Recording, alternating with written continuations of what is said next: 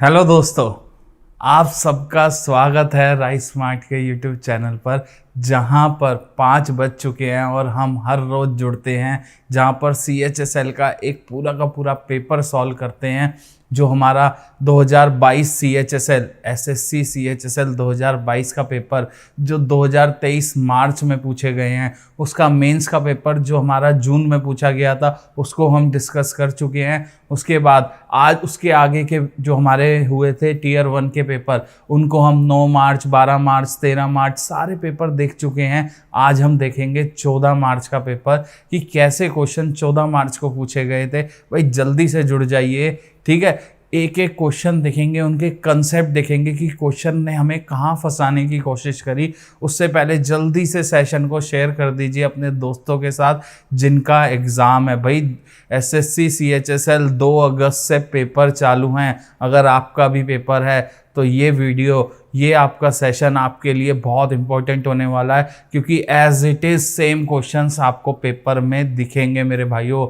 ये मेरा वादा है, ठीक है। एज इट इज़ जो हम कर रहे हैं, देखो प्रीवियस ईयर आपका एक पूरा का पूरा मॉक टेस्ट मैं 1 घंटे में पूरा लगवा देता हूँ। आपको बाद में तैयारी करने में एक मॉक टेस्ट ख़त्म हो जाएगा, मतलब आपकी तैयारी बहुत अच्छे से हो जाएगी। जब आप मैथ का पेपर देने जाएंगे तो वहाँ पर आपको as it is same questions दिखेंगे। चलिए भाई, टाइम वेस्ट किए बिना चलते हैं अपने पहले क्वेश्चन की तरफ, देखते हैं क्या पूछा।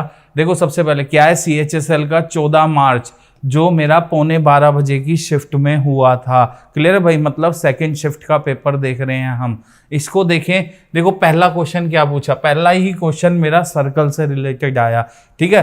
पेपर में पहला ही क्वेश्चन सर्कल का आया। हम देख रहे हैं, हमने पहले भी पेपर देखे, हमने 9 मार्च का, हमने 12 मार्च का, 13 मार्च का पेपर देखा। हमने CHSL मेंस 2022 जो जून 2023 में हुआ था उसमें भी देखा। सर्कल पे बहुत जोर दिया जा रहा है सॉरी, सर्कल पे बहुत जोर दिया जा रहा है, ठीक है। सर्कल हो गया, ट्रिग्नोमेट्री हो गया, आपका टाइम एंड वर्क हो गया। चलिए आज देखते हैं इस सेट में कैसे क्वेश्चन है। मुझसे सबसे पहले क्या बोलता है, एक सर्कल की बात करता है भाई। चलो सर्कल बना लेते हैं, जो बोलता है इसकी बात मान लेते हैं और चलते हैं अपने क्वेश्चन की तरफ। कह रहा है लेंथ ऑफ कोड AB of circle is equal to the, ठीक है, एक वृत्त की जीवा AB की लंबाई वृत्त के बराबर होती है वृत्त के केंद्र में, ठीक है भाई। कुछ गलती है, equal to radius of circle है, ठीक है।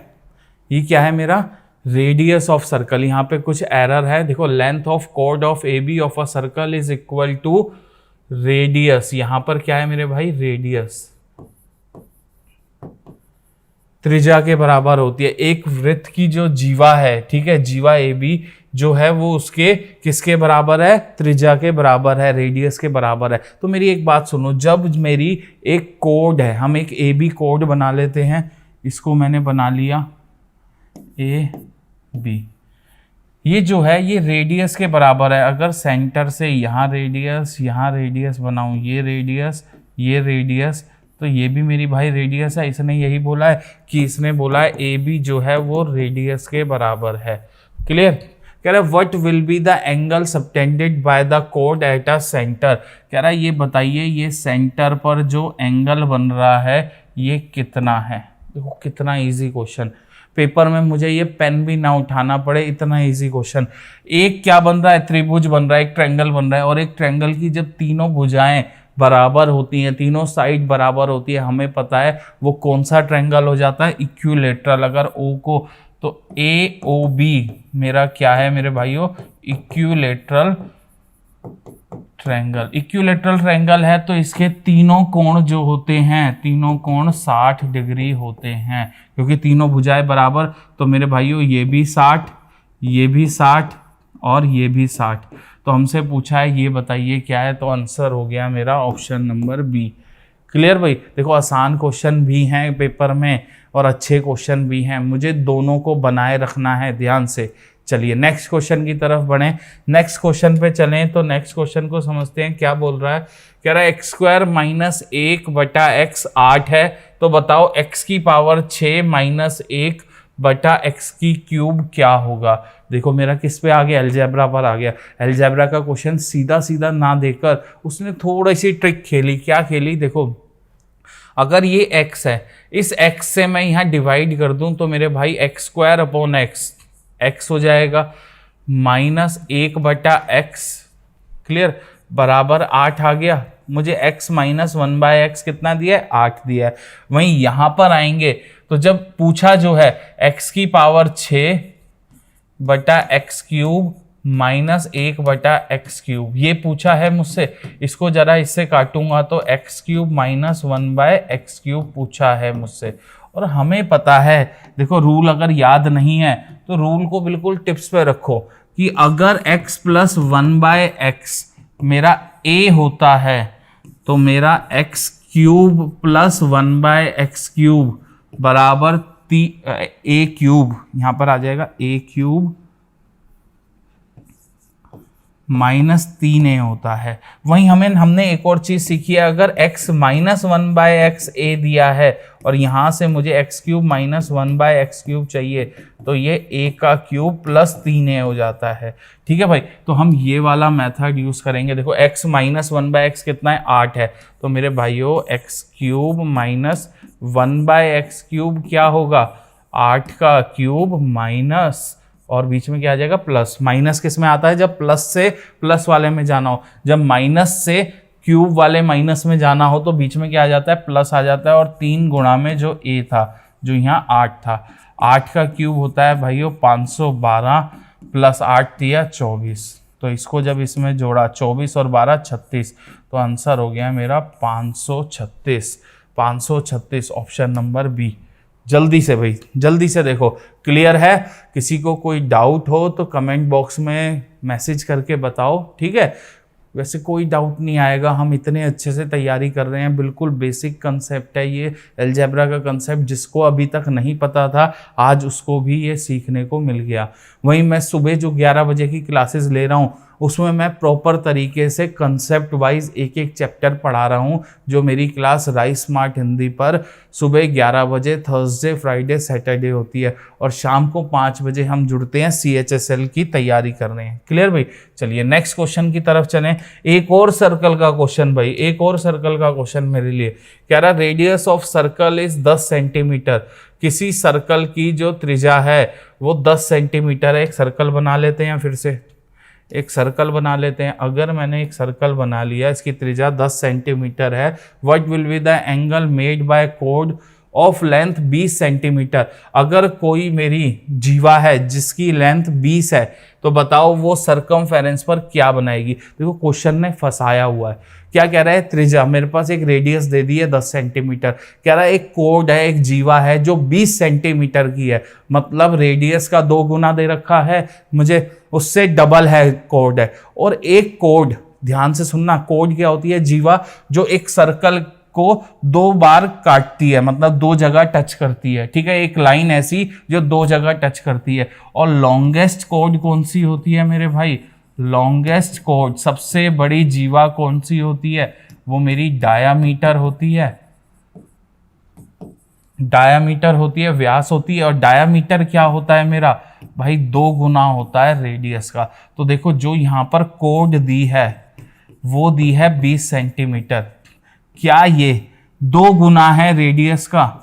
2 × 10 ये रेडियस है, यही मेरी क्या है? रेडियस। तो मेरे को ये, इसने क्वेश्चन में बस लैंग्वेज में ये चीज छुपा रखी थी कि जो ये कोड है ये अपने आप में कोड नहीं है, ये क्या है? एक डायामीटर है। डायामीटर है तो ये सेंटर से गुजरेगी, ये सेंटर से गुजरेगी।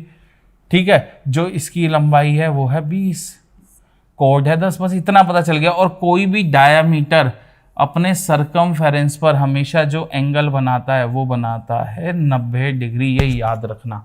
क्या बनाता है? कोई भी मेरी डायामीटर सर्कल के किसी भी सरकमफेरेंस पर, यहां बनाऊं कहीं भी, वो क्या एंगल बनाता है? 90 डिग्री। मुझसे यही पूछा था। क्वेश्चन को सीधा ना देकर उसने क्या करा? थोड़ा सा घुमा फिरा कर दे दिया। तो हमें नहीं फंसना, क्योंकि हमने प्रैक्टिस करी है। ठीक है, आने वाले पेपर में जो हमारा CHSL का पेपर है 2 अगस्त से, उसमें दोबारा से ये क्वेश्चन पूछ ले तो हमें बिल्कुल नहीं डरना। ठीक है, क्लियर है भाई? जल्दी से जुड़ जाओ, जल्दी से जुड़ जाओ। अभी तक अगर सेशन शेयर नहीं किया तो सबसे पहले सेशन शेयर करो। अच्छे क्वेश्चन भी हैं इसमें। देखो ये अच्छा क्वेश्चन था, लैंग्वेज वाइज अच्छा क्वेश्चन था, क्वेश्चन घुमा रखा था उसने बस। ठीक है, चलिए नेक्स्ट चलते हैं। कह रहा है 12 आदमी किसी काम को 8 दिन में कर देते हैं। आ गया टाइम एंड वर्क का क्वेश्चन। बोला था अभी कि एक ट्रिग्नोमेट्री, एक टाइम एंड वर्क और एक मेरा सर्कल, तीनों पे बहुत जोर है एसएससी का। तो जो हमारे सीजीएल के पेपर चल रहे हैं आजकल, उनमें भी बहुत क्वेश्चन पूछे जा रहे हैं। वहीं जो हमारा सीएचएसएल आने वाला है भाई, इन 3 चैप्टरों को छोड़ के मत जाना। इनमें क्वेश्चन आपको 3-3 क्वेश्चन भी दिख रहे हैं। क्लियर है भाई? चलिए, कह रहा है 12 आदमी किसी काम को 8 दिन में कर लेते हैं, वहीं सेम काम को 4 लड़के 40 दिन में कर लेते हैं। ये बोला है मुझसे। तो मैं m/b की वैल्यू रेशो निकाल लेता हूँ। तो 4 × 40 को इधर रखते हैं और 12 × 8 को इधर ले आते हैं। तो 8 से काटा 40 को 5 पर, 4 से काटा इसको 3 पर, तो मेरे पास आ गया 5/3। मतलब एक आदमी 5, तो ये 3, ये क्या है? एफिशिएंसी है। मतलब एक आदमी अगर 5 काम करता है तो एक लड़का 3 काम करता है। ठीक है, एफिशिएंसी मैंने अच्छे से समझा रखी है। आगे, how many days 9 boys and 3 man together will complete the work. देखो कंप्लीट वर्क या तो यहाँ से उठाओ टोटल वर्क, या यहाँ से उठाओ, कहीं से भी उठा सकते हैं। मैंने उठाया, मुझसे बोला है, ये क्वेश्चन पूछा है कि 9 लड़के, मुझसे बोला है 9 लड़के और 3 आदमी मिलकर कितने दिन में काम कर देंगे। तो नीचे क्या आएगा मेरे भाइयों? 9 लड़के प्लस 3 आदमी मिलकर कितने दिन में काम कर देंगे। टोटल वर्क कोई सा भी उठा सकता है, मैंने उठा लिया 12 आदमी हैं अगर, इनटू में 8, ये मेरा आंसर आ जाएगा। अब देखो m की वैल्यू हमने क्या ली है? 5, तो यहाँ हो जाएगा 12 × 5 और इनटू में ही मेरे पास यहीं इनटू में क्या आ जाएगा? 8 आ जाएगा।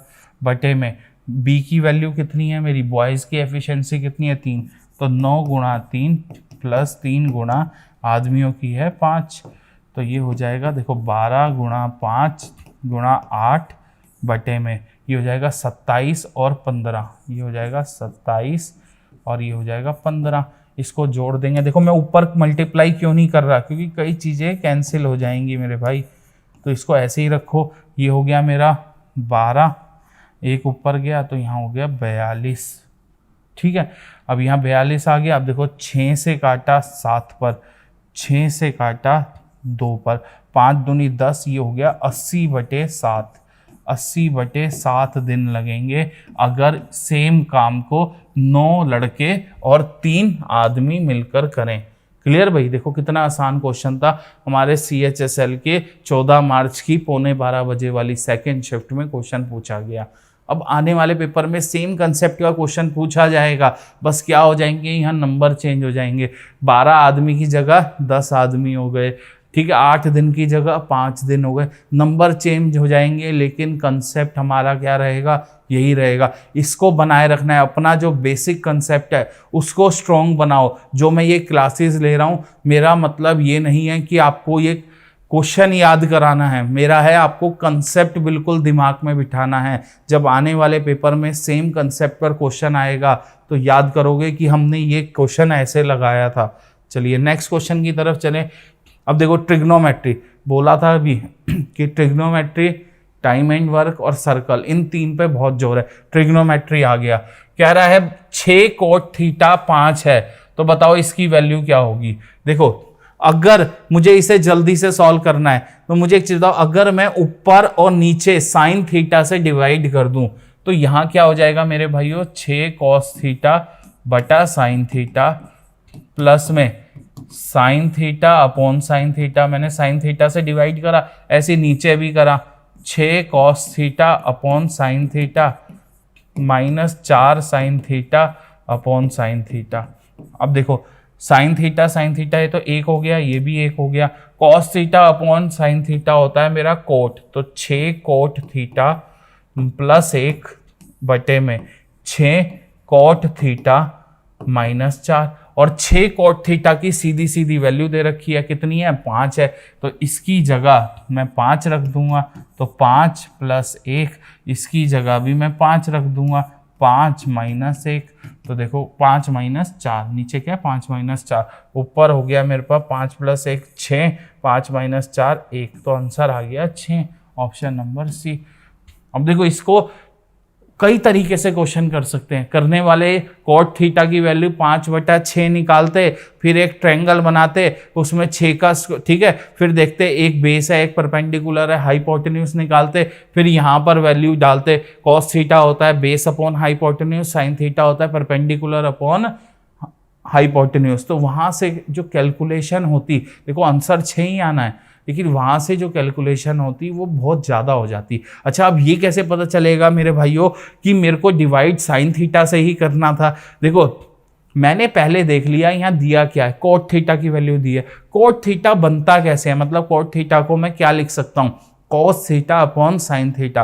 तो मैंने दिमाग लगाया, पूरे को साइन थीटा से भाग दे दिया, डिवाइड दे दिया। क्लियर भाई? जल्दी से देखो, किसी को कोई डाउट हो तो बताओ जल्दी जल्दी। नेक्स्ट क्वेश्चन चलते हैं। अब देखो मेरे पास प्रॉफिट एंड लॉस का क्वेश्चन, 14 मार्च की शिफ्ट 11:15 बजे। क्या पूछा गया? कह रहा है एक चेयर है जिस पर अंकित मूल्य है 210 रुपये, मार्क प्राइस मुझे दे रखा है 210 रुपये, ये दे रखा है, और उसको बेचा गया 189 रुपीज़ का। तो बताओ कितना डिस्काउंट है? देखो भाई इतना डिस्काउंट पढ़ लिया, ये कोई क्वेश्चन है? मतलब मैं किसी दुकान पर गया, उस पर अंकित मूल्य था 210 रुपये, लेकिन उसने मुझे 189 रुपीज़ की वो चीज़ दे दी, तो मुझे कितना प्रतिशत डिस्काउंट मिला? तो देखो कितना डिस्काउंट मिला, यहाँ से नंबर में देखें तो 189 210 में से जाएगा 10 और 11, 21 रुपये का डिस्काउंट मिला। और मुझसे पूछा है भाइयों डिस्काउंट परसेंट। डिस्काउंट परसेंट क्या होता है? जो डिस्काउंट मिला उसको ऊपर रखो, नीचे जो अंकित मूल्य था गुणा 100 कर दो, क्वेश्चन खत्म। तो डिस्काउंट मिला 21 रुपये का, किसके ऊपर? 210 रुपये के ऊपर, इंटू 100 कर दिया, ये गया 10 पर, ये गया 10 पर, तो बचा 10%। तो उसने मुझे 10% का डिस्काउंट दे दिया।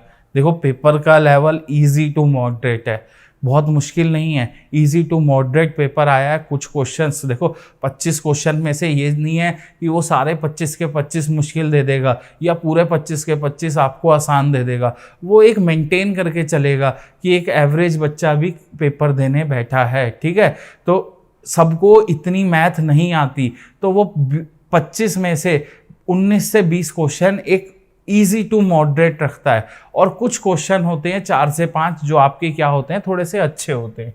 चलिए अब देखो ये क्वेश्चन आया, कह रहा है सिलेंडर की बात कर रहा है, 2 सिलेंडर है, एक सिलेंडर दूसरा सिलेंडर। सिलेंडर मतलब मेरा जो मेरी सिलेंड्रिकल आकार होता है, ठीक है, उसमें उनके वॉल्यूम का रेशियो है 32:9 और उनकी हाइट का, ऊंचाई का रेशियो है 8:9। तो बताओ अगर एक का एरिया ऑफ बेस जो है सेकंड का वो 616 है, तो पहले वाले की रेडियस क्या होगी? पहले तो एक चीज सुनो मेरी बात, सिलेंडर दिखता कैसे है? सिलेंडर ये होता है मेरा, हम जरा सिलेंडर के ऊपर बात कर लेते हैं। मुझे कंसेप्ट एकदम से लगाना है पेपर में, मुझे ये चीज़ें बनाकर वहाँ ये सोचना नहीं है कि इसका वॉल्यूम क्या होता है, बेस का जो इसने एरिया दिया है वो क्या चीज़ दी है। मुझे एकदम से क्वेश्चन आते ही मुझे उस पर टूट पड़ना है, ये याद रखना, ठीक है। अगर इसकी ये रेडियस r होती है और ये ऊंचाई h होती है, तो इसका वॉल्यूम होता है मेरे भाइयों πr²h। और ये क्या कह रहा है, एक चीज और कह रहा है, जो बेस का एरिया है, बेस क्या है? जो इसका बेस है, ठीक है, सिलेंड्रिकल जो है बेस है, वो एक सर्कल की तरह होता है, और सर्कल का एरिया कितना होता है मेरे भाई? सर्कल का एरिया होता है πr²। मतलब ये वैल्यू दे रखी है एक की, πr² 616। चलो चलते हैं, पहले का वॉल्यूम बटा दूसरे का वॉल्यूम।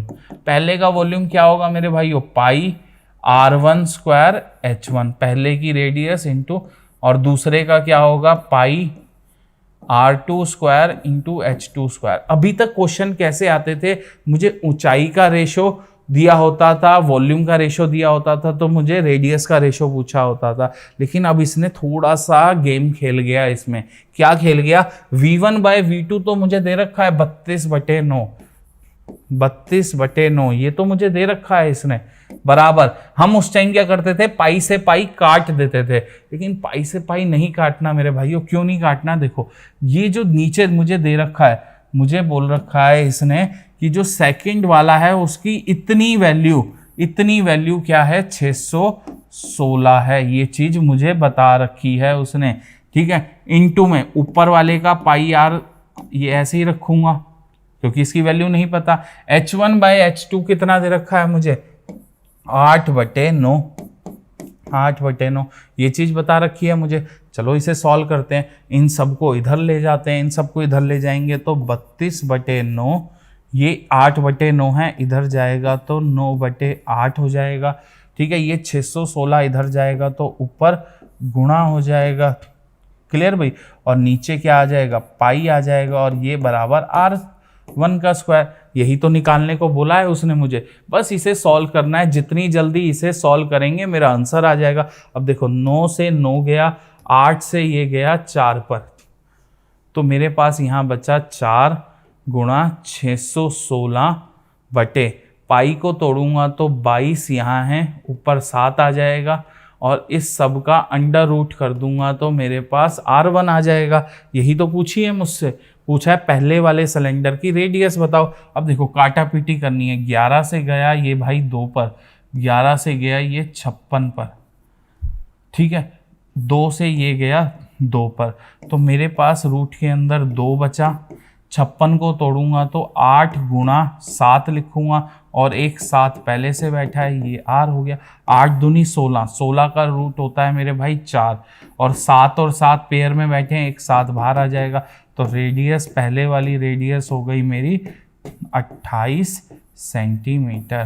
क्वेश्चन खत्म हो गया, पहले वाली रेडियस हो गई 28। तो देखो इसने यहाँ पर थोड़ी सी चीज खेली, इसने दूसरे वाले का रेडियस ना देकर उसने क्या दे दिया, उसके बेस का एरिया दे दिया। बेस का एरिया मतलब पाई आर स्क्वायर दे दिया।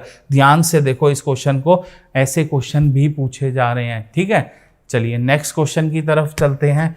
देखें भाई नेक्स्ट क्वेश्चन क्या है, कह रहे एक ट्रायंगल की बात कर रहा है जो राइट एंगल ट्रायंगल है। राइट एंगल ट्रायंगल है मतलब समकोण त्रिभुज है। समकोण त्रिभुज मतलब उसमें यहाँ पर 90 डिग्री है, यही चीज बोला है। नाम क्या है, EFG, जहां F पर 90 डिग्री है। दे ये E है, ये F है, तो ये G है मेरे भाई। आगे बोल रहा है EF जो है वो 10 है, FG जो है वो 15 है।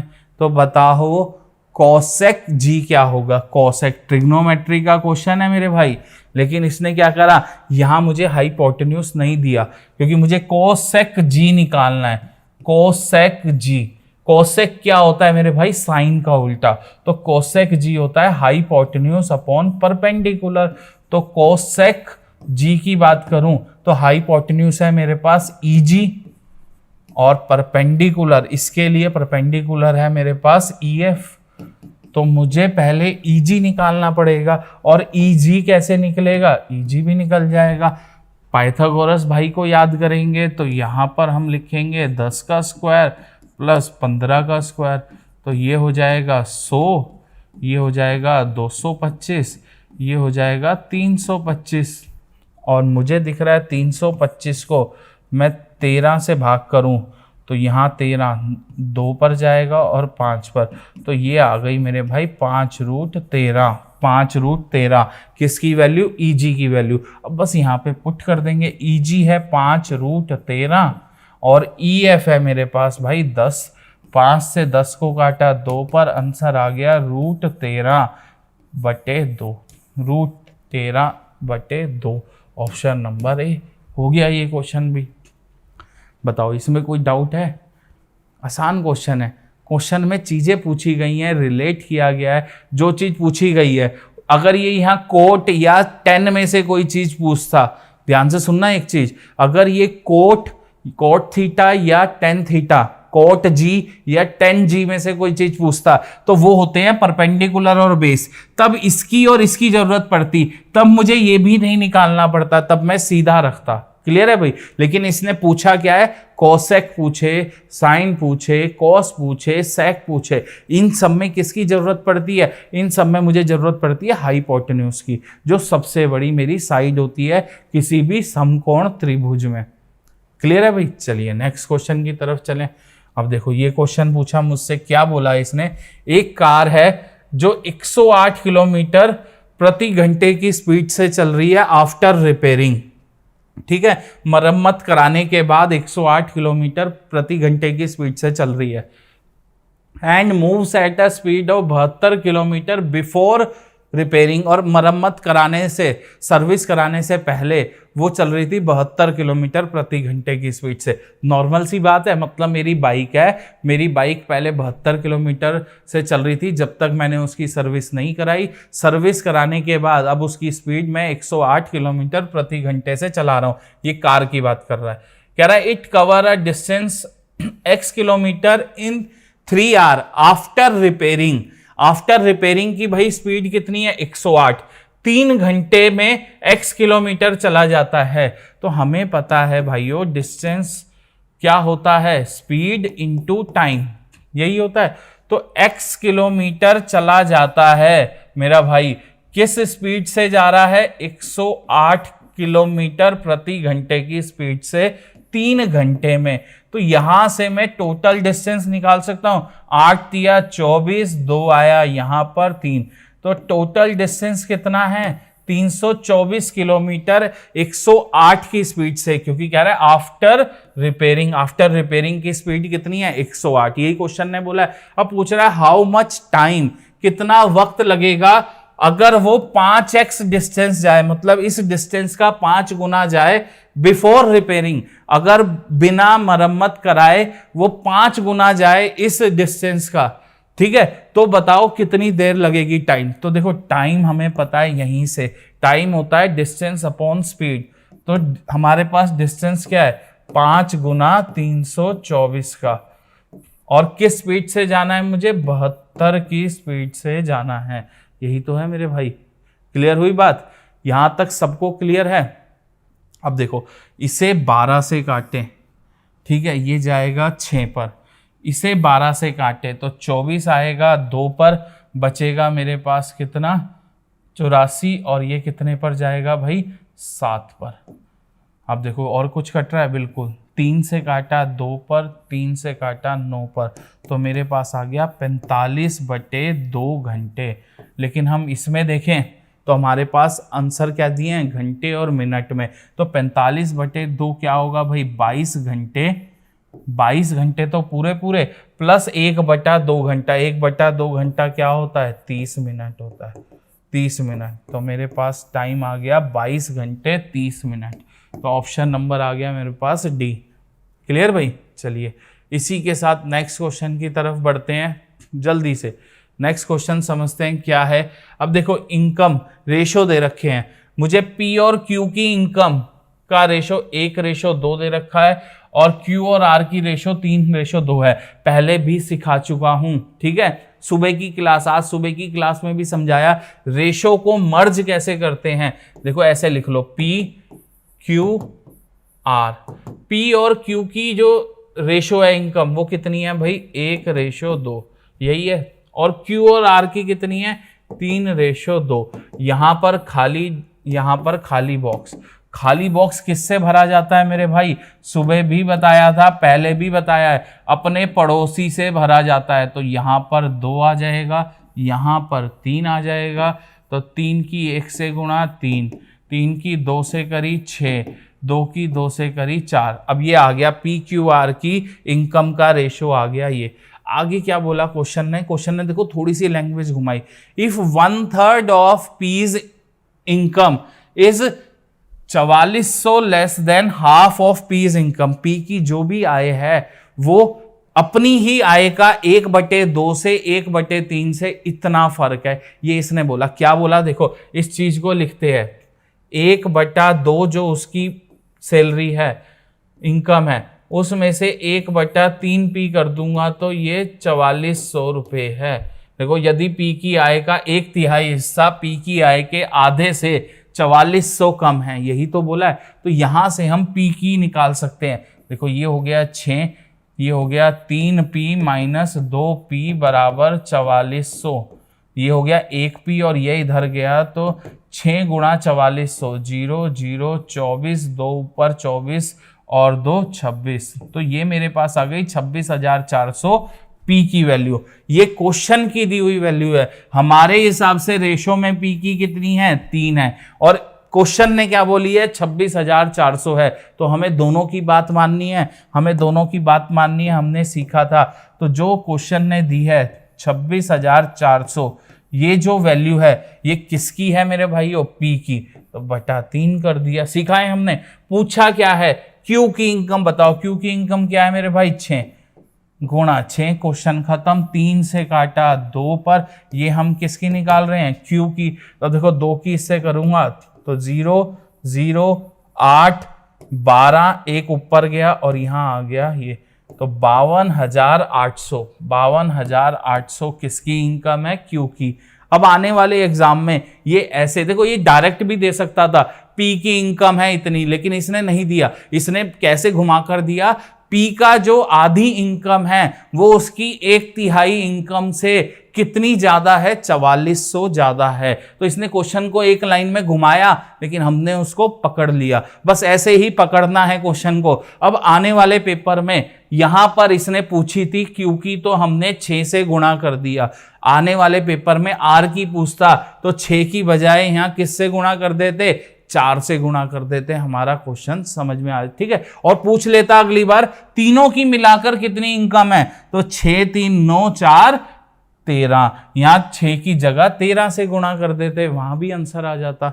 चलिए नेक्स्ट क्वेश्चन चलें। अब देखो ये कितना अच्छा क्वेश्चन दिया, कुछ नहीं है, इस पूरे क्वेश्चन में एक कंसेप्ट लग रहा है। वो कंसेप्ट क्या है मेरे भाइयों, अलजेब्रा का कंसेप्ट, कि अगर a प्लस बी की गुणा a माइनस बी से करी जाए तो वो बनकर a square minus B square आता है। ये सब बच्चों को पता है, ठीक है। अब देखो यहां क्या लिखा है, 2 का स्क्वायर प्लस 1, 2 की पावर 4 प्लस 1। अगर मैं इस पूरी इक्वेशन को, मेरे पास क्या है, 2 का स्क्वायर प्लस 1, 2 की पावर 4 प्लस 1, 2 की पावर 8 प्लस 1, ऐसी चलते चलते 2 की पावर 128 प्लस 1।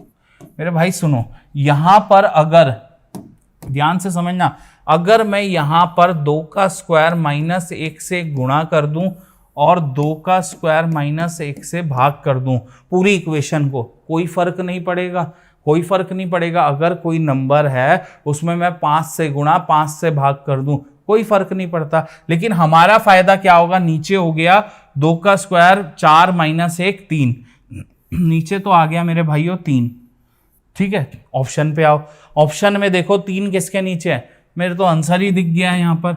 चलो कोई बात नहीं, हम फिर भी देखेंगे।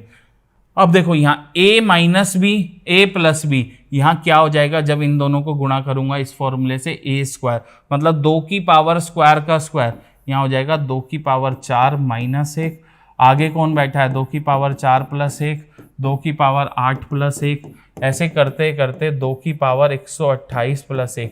अब देखो स्टेप बाय स्टेप ऐसे सोचो, अब इसकी इससे होगी तो 2 की पावर 8 माइनस 1 आएगा, फिर 2 की पावर 8 माइनस 1 और 2 की पावर 8 प्लस 1 गुणा होंगे तो 2 की पावर 16 माइनस 1 आएगा, फिर 2 की पावर 16 प्लस 1 और 2 की पावर 16 माइनस 1 गुणा होंगे तो 2 की पावर 32। तो ऐसे करते करते यहां पर लास्ट चलते चलते 2 की पावर 128 माइनस, लास्ट स्टेप क्या होगा, 2 की पावर 128 माइनस 1 गुणा में 2 की पावर 128 प्लस 1 और बटे में 3 चल रहा है। अब जब ये गुणा होंगे तो ये हो जाएगा 2 की पावर 256 माइनस 1 अपॉन में 3।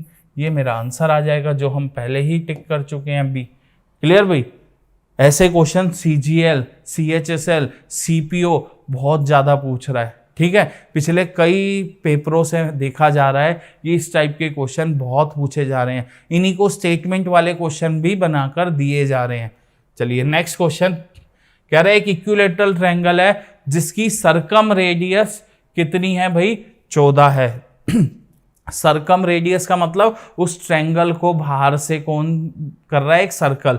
तो बताओ मीडियन की लेंथ क्या होगी। देखो क्या कहना चाहता है, क्वेश्चन को समझो। ये मेरे पास अगर सर्कल है, ठीक है, सर्कल को यहीं बिठा दो भाई, बैठ गया। ये इक्विलेटरल ट्रायंगल है। इक्विलेटरल ट्रायंगल हम सबको पता है जिसकी सारी भुजाएं बराबर होती हैं, मतलब समबाहु त्रिभुज। तो कह रहा है एक इक्विलेटरल ट्रायंगल जिसकी सरकम रेडियस 14 है, सरकम रेडियस 14 है। ये अगर सर्कल का सेंटर हुआ तो बताइए इसकी मीडियन क्या होगी। एक बात सुनना, एक इक्विलेटरल ट्रायंगल में खासियत क्या होती है, जो इसकी मीडियन होती है, जो सामने काटती है, वही यहाँ पर परपेंडिकुलर भी होता है, वही यहाँ पर परपेंडिकुलर भी होता है। और दूसरी बात, इसका सेंट्रो, इसके जितने भी पॉइंट होते हैं, सेंट्रोइड हो गया या जितने भी हमारे पॉइंट बनते हैं, सब एक साथ कॉन्साइड करते हैं, मतलब एक ही पॉइंट पे बनते हैं। और हमें पता है जो मीडियन होती है उसको सेंट्रोइड जो होता है 2:1 में डिवाइड करता है। मतलब अगर मैं इस लाइन को पूरा खींच दूं, इस लाइन को पूरा खींच दूं नीचे तक, ये मीडियन बन गई, तो मतलब ये हिस्सा अगर 2 है तो ये हिस्सा 1 होगा 2:1 में। मुझसे पूछा है ये पूरी लेंथ बताओ क्या होगा। नाम दे देते हैं ABCD और ये G हो गया। तो मुझे AG दे रखा है मेरे भाइयों 14, और मुझसे पूछा है AD बताओ, यही पूछा है लेंथ ऑफ मीडियन, AD पूछा है क्या होगा। हमें पता है, देखो अपने यूनिट्री पे आ जाओ, जो 14 वैल्यू है मेरे भाई वो किसकी है, वो वैल्यू है 2 की। पूछी किसकी है, इस पूरे की वैल्यू पूछी है। पूरा कितना होगा, 2 + 1 3, खत्म क्वेश्चन। ये गया 7, 7 दिया 21, तो इसकी लेंथ आ जाएगी 21 सेंटीमीटर। क्या आ जाएगी भाई, 21 सेंटीमीटर। चलिए जल्दी से नेक्स्ट क्वेश्चन देखें। नेक्स्ट क्वेश्चन देखो, अब ये क्वेश्चन आया मेरे पास, ऐसे लग रहा है पता नहीं कौन सी सीरीज बन जाएगी। ना ये AP है ना मेरी ये GP है, लेकिन इसको जरा ध्यान से समझें। क्या है, 1 माइनस, देखो क्वेश्चन को लिखते हैं यहाँ, 1 - 7 + 2 - 8 + 3 - 9 + 4 - 10, ऐसे ही चलते चलते 100 टर्म है, 100 पद है मेरे पास, ठीक है, 100 टर्म्स है मेरे पास। अब क्या कह रहा है, इनका सम बताओ क्या होगा। देखो मैंने अगर इस क्वेश्चन को एकदम से देखा और मैंने स्ट्राइक करा, तो मेरे भाई ध्यान से देखो, 1 - 7 इतना हिस्सा क्या -6 दे रहा है, 2 - 8 क्या ये भी -6 दे रहा है, 3 - 9 ये भी -6 दे रहा है, 4 - 10 ये भी -6 दे रहा है। इन सबको ही तो जोड़ना है, इन सबको ही तो मुझे जोड़ना है मेरे भाई। ये देखो, और कहां तक, देखो 2 टर्म एक नंबर बना रही है -6। टोटल टर्म कितनी थी, टोटल टर्म कितनी थी मेरे भाई, 100 थी। जब 2 मिलकर एक टर्म -6 बना रही हैं, तो -6 कितनी बार आएगा, -6 50 बार आएगा, 50 टाइम्स, क्योंकि आधी हो जाएगी। तो इसका आंसर हो गया मेरा -6 की गुणा। अगर मैं 50 से कर दूं, ठीक है ना, अगर मेरे पास, देखो ध्यान से समझना, अगर मैं 2 4 बार होता, तो उसको या तो 2 + 2 4, 2 6, 2 8 ऐसे जोड़ लो, या 2 की गुणा सीधा 4 से करूं 8 आ जाएगा। एक और एग्जांपल, अगर मेरे पास 13 होता, 13 को मुझे 3 बार जोड़ना है, 13 + 13 + 13 जोड़ता 39 पे पहुंचता, लेकिन इसकी बजाय 13 की गुणा 3 से कर देता तब भी। तो -6 की गुणा 50 से करी, 6 की 50 से करी तो 30, 300, और वो भी -300। Option number C। उसने क्या चेक करा, उसने चेक करा क्या बेसिक स्ट्रॉन्ग है आपका, ठीक है, क्या आप एक सीरीज को देखकर एकदम से स्ट्राइक कर पाते हो, नहीं कर पाते हो। देखो ये जो हम मॉक टेस्ट लगा रहे हैं, इनका फायदा यही मिलेगा जब ये क्वेश्चन रिपीट होकर किसी और एग्जाम में या आने वाले CHSL में, CPO में, CGL में सेम क्वेश्चन दिखेंगे, तब देखना कितना फायदा होगा। तब मैं इतनी चीजें नहीं लिखूंगा, अच्छा ये तो इन 2 से -6 बन रहा है, -6 सीधा मार के आऊंगा क्वेश्चन, ठीक है। चलिए नेक्स्ट क्वेश्चन। अब क्या कह रहा है, -sin θ + cosec θ 6 है।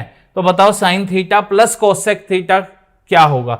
अब देखो अगर मैं इसे x मान लूं तो ये 1/x है, कोसेक का उल्टा साइन होता है, तो बेसिकली है क्या मेरे भाई, ये x है तो ये 1/x हो जाएगा।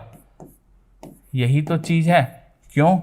अगर x कोसेक थीटा है तो बताओ 1/x 1/कोसेक होगा, तो इसी को ही मैं साइन थीटा लिख सकता हूं। तो मुझे x माइनस 1/x 6 दे रखा है। क्या दे रखा है मेरे भाइयों? 6 दे रखा है। और पूछा क्या है मुझसे? पूछा है x प्लस 1/x क्या होगा। अब देखो कितना आसान क्वेश्चन है, याद रखना।